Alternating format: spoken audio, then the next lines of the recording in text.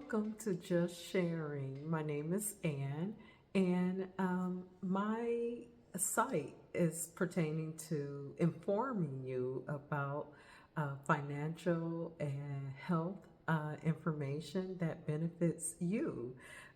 So, for the last couple of videos I've been discussing the financial benefits of saving money as well as participating in your employer-sponsored 401k plan.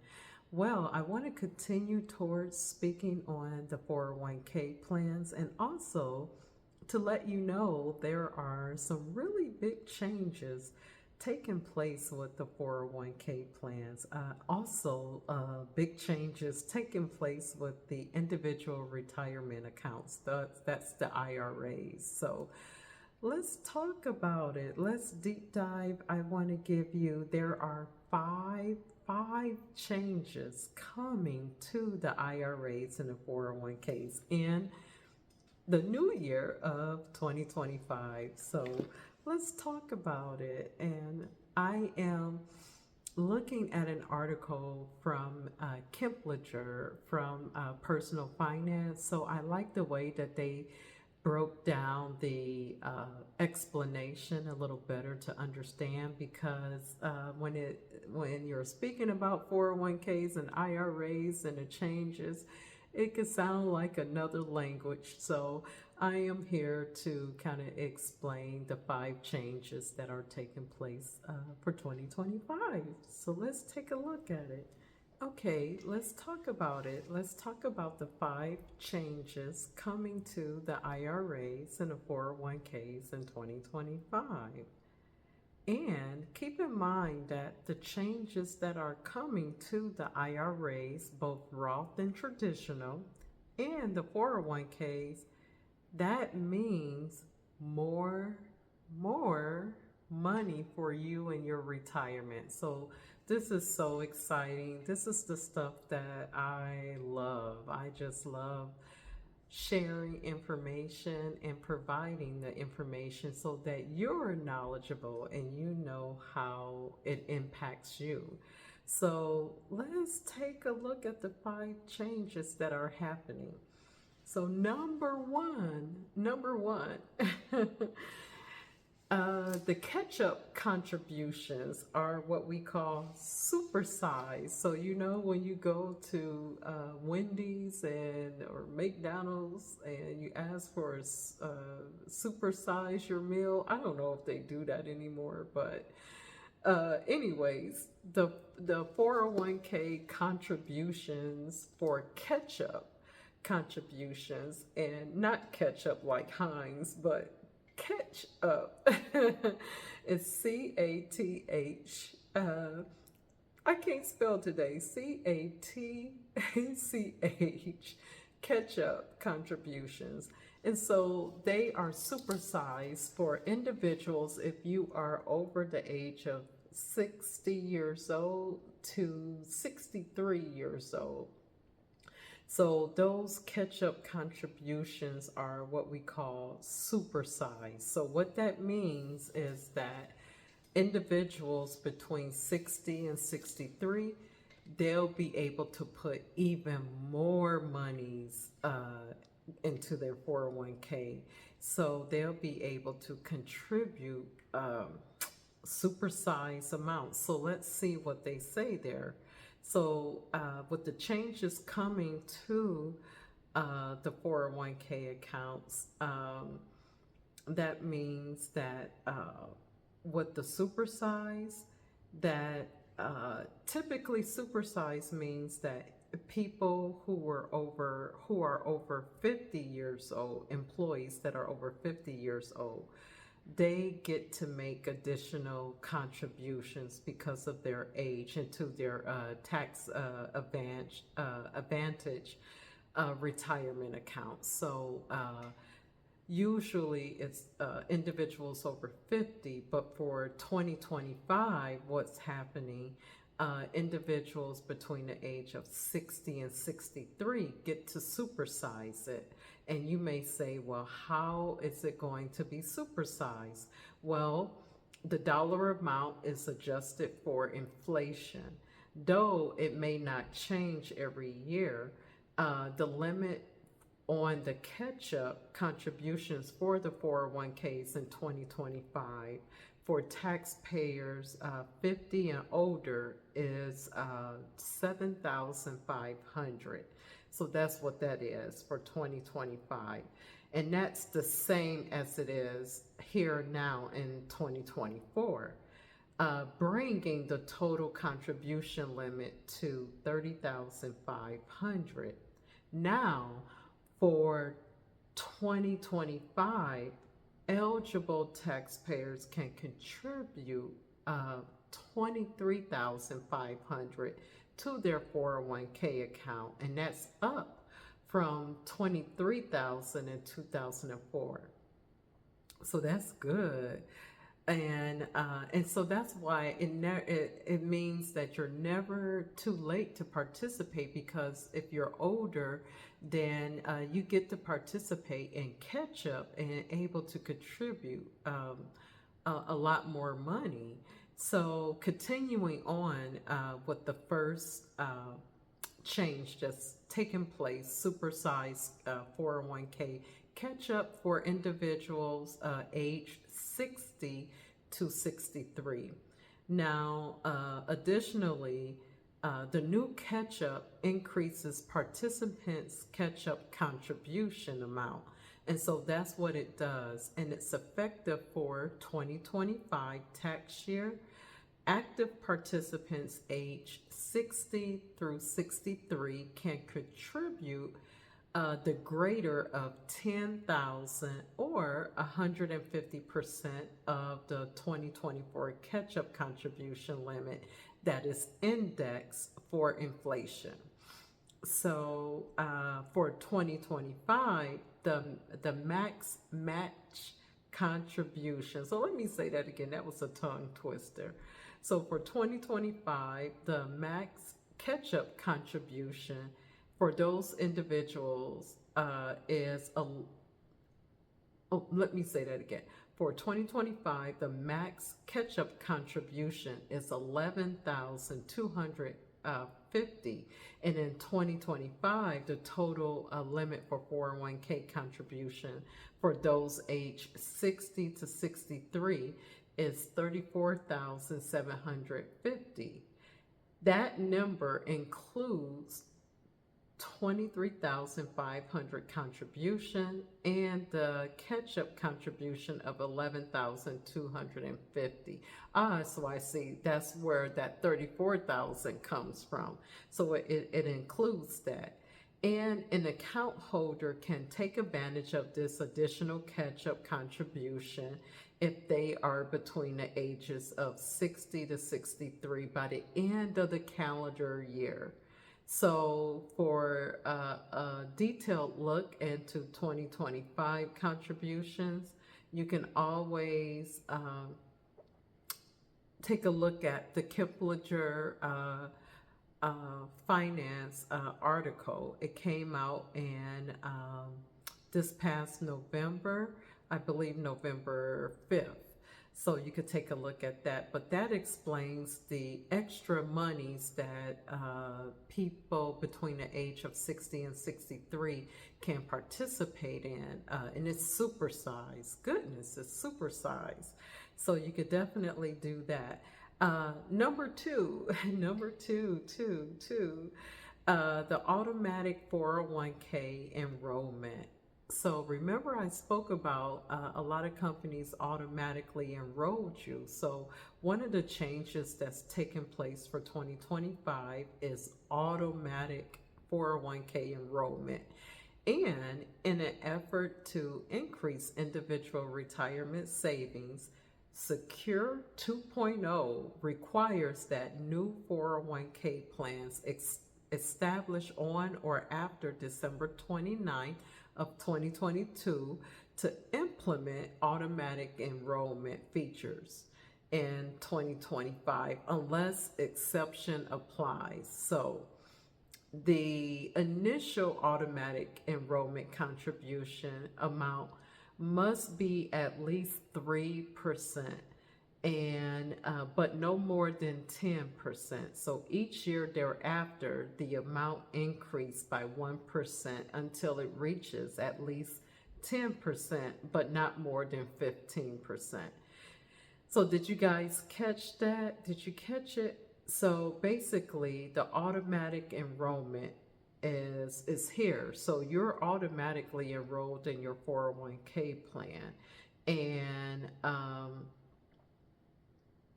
you can contribute. Well, you will be automatically enrolled at 3%. So, but it can't be no more than 10%. And each year thereafter, the amount will increase by 1% until it reaches 10, but no more than 15%. So there you have it.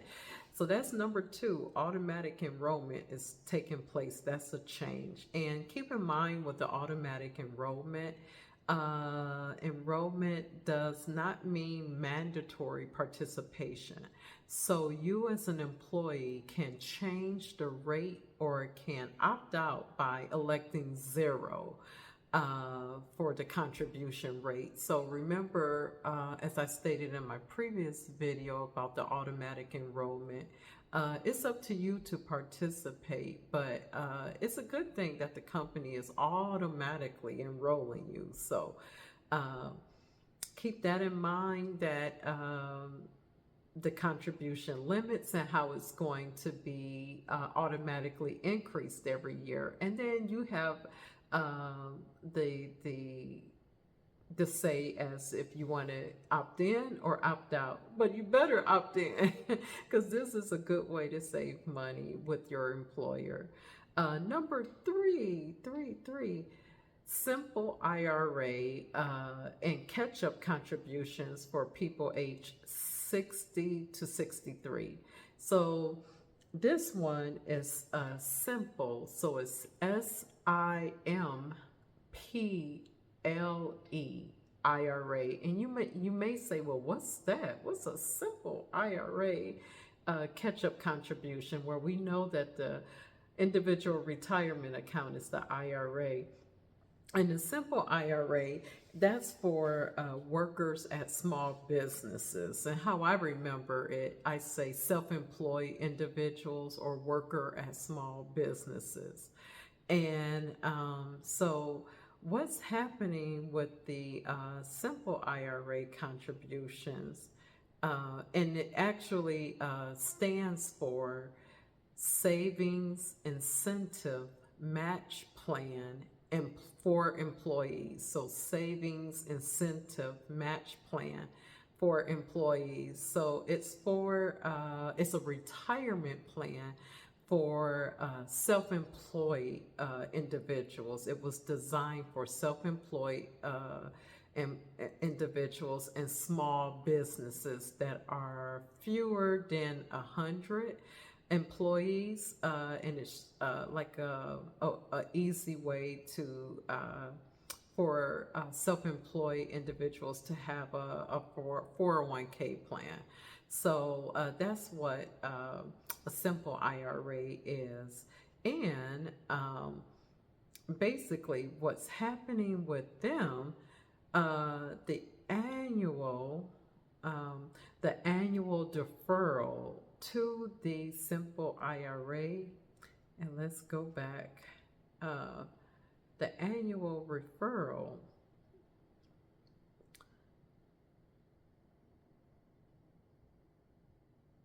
and give me just a second here. I lost my train of thought with the simple IRA. It was so much. Oh, here we go. I'm back again. I'm back. Yay. So with the simple IRA, what you're looking at is annual employee deferrals to the simple IRAs had a limit of $16,000 and in 2024, but individuals age 50 or older are allowed to make additional catch-up contributions of $3,500 for a total of $19,500. In 2025, the contribution limit increases it increases up by $500 to make that 16.5. However, the catch-up contribution limit for those 50 and over remains the same. So beginning in 2025, there will be an increase in the catch-up contribution limits for participants who reached the age of 60 to 63, and the new catch-up contribution limit will increase to the greater of 5,000 or 150% of the regular age 50 catch-up contribution limit for the simple IRA plan in 2025. So those who are 60, 61, 62, 63 can contribute 5,250 more to the simple plans for 2025. The cost of living adjustments, those will begin in 2026. So it's a lot of changes happening for those individuals contributing over 50, over 60. The big changes are happening for those individuals over 60 to 63. Now, number 4, and I know this is a lot of information, so I'll reference the article and I'll also reference all of that in my details below. So make sure you take a look at that so you can see if you are in this category. Now, number 4, the change that's taken place to the individual retirement accounts as well as the 401ks. Now, what's new is a 10-year rule. That's number 4 for inherited IRAs that takes effect. So you may say, what's an inherited IRA? So it's an individual retirement account that you were a beneficiary of someone who passed away, like a spouse, a family member, or someone like that. So what's taking place for the 10-year rule.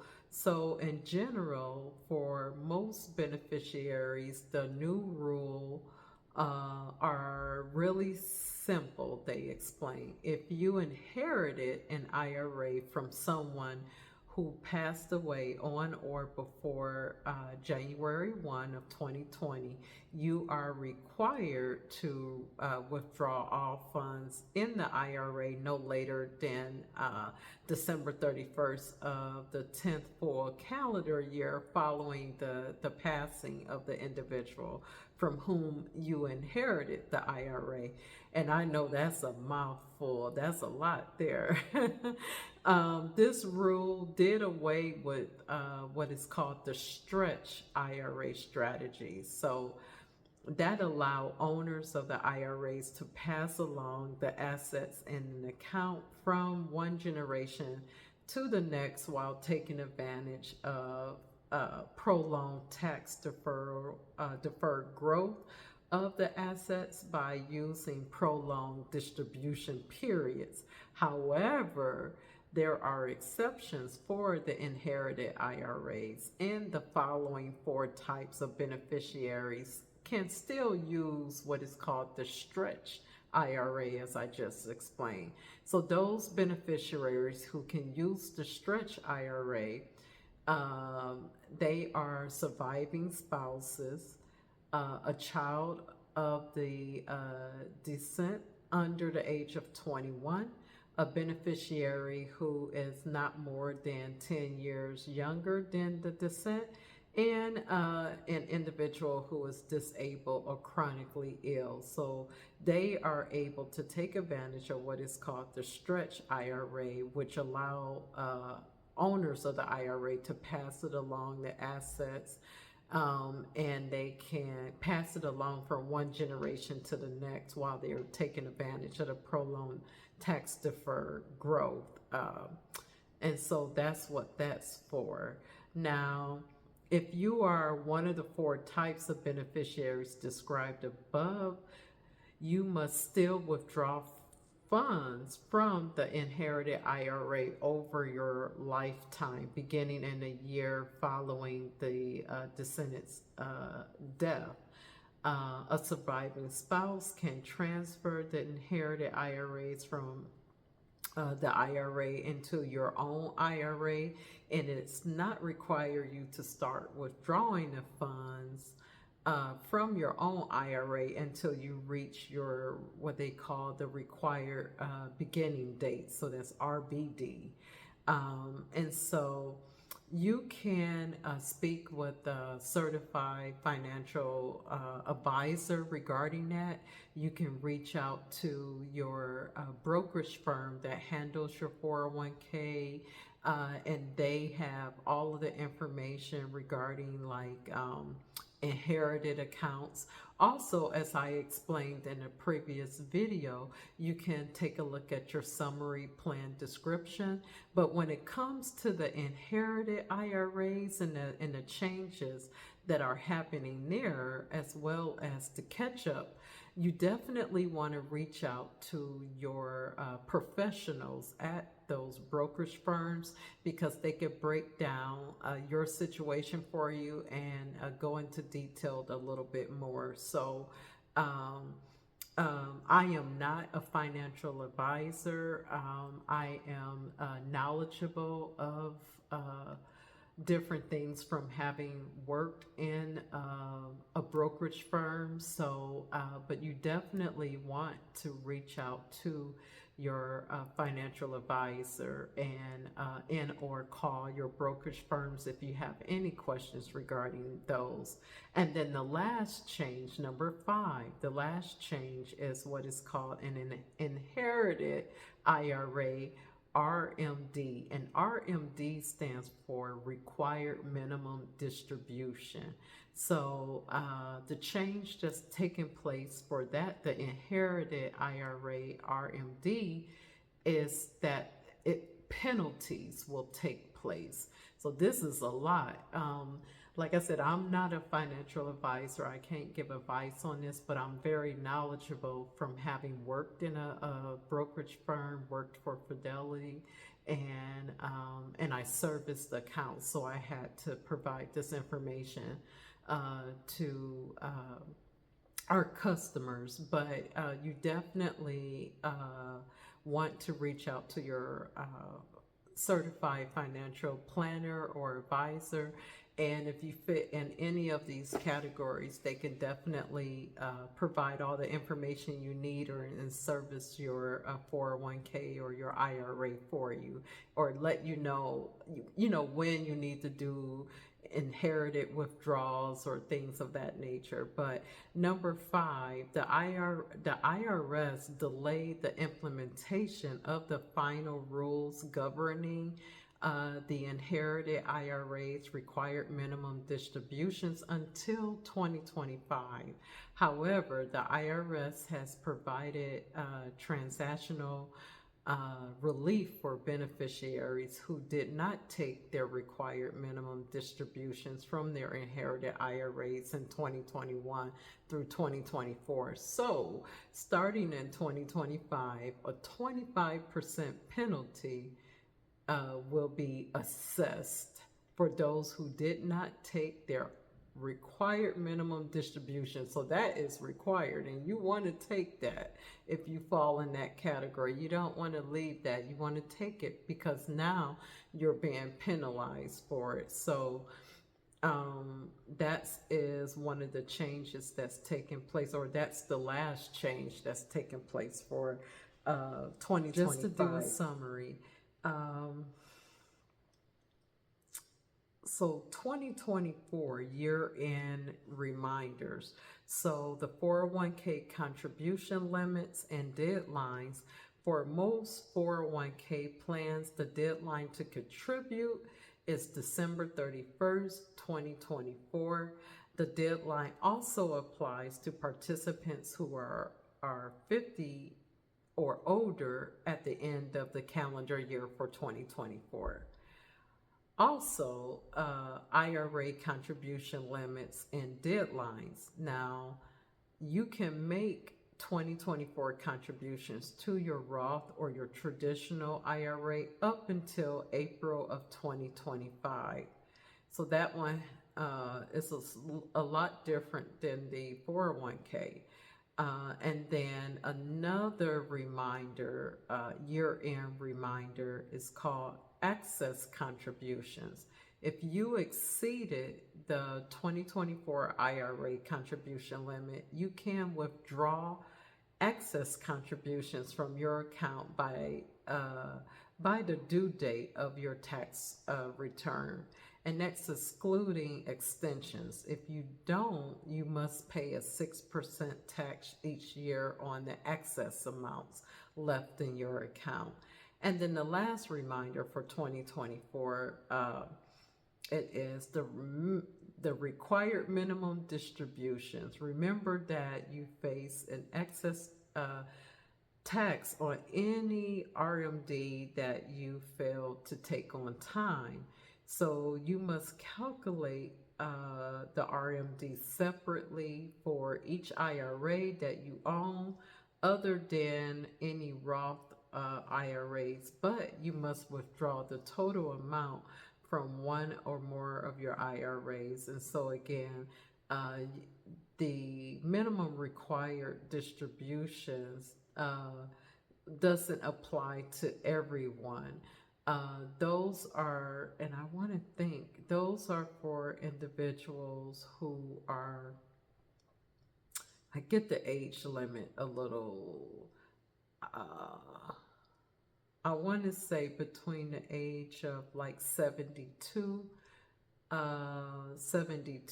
like after 72 is what I want to say, but someone could please correct me if I'm wrong. But I believe it was 72 to when you're over 72. So there you have it. So the key points again are due to the Secure 2.0 Act, the RMD age rose from 72 to 73 in 2023 and will rise again to 75 in 2033. Oh, okay. So it was 73 now, and then it's going to rise again to 75. So that's the minimum, the required minimum distribution. If you're age 73, those are withdrawals that you have to take. And then the RMD rules generally apply to employer-sponsored retirement plans such as the traditional IRAs, 401ks, 403bs, and 457 plans. The IRS says that the RMD rules also apply to traditional IRA based on plans, the IRA-based plans such as SIPs, and then simple IRAs, and then the inherited IRAs may be subject to different rules. So, so there you have it. And those are the 5 changes coming to the IRAs and the 401ks in 2025. So I definitely wanted to provide you with that information, and thank you for listening. Have a great one. And make sure you like and subscribe as well. And I'll see you soon.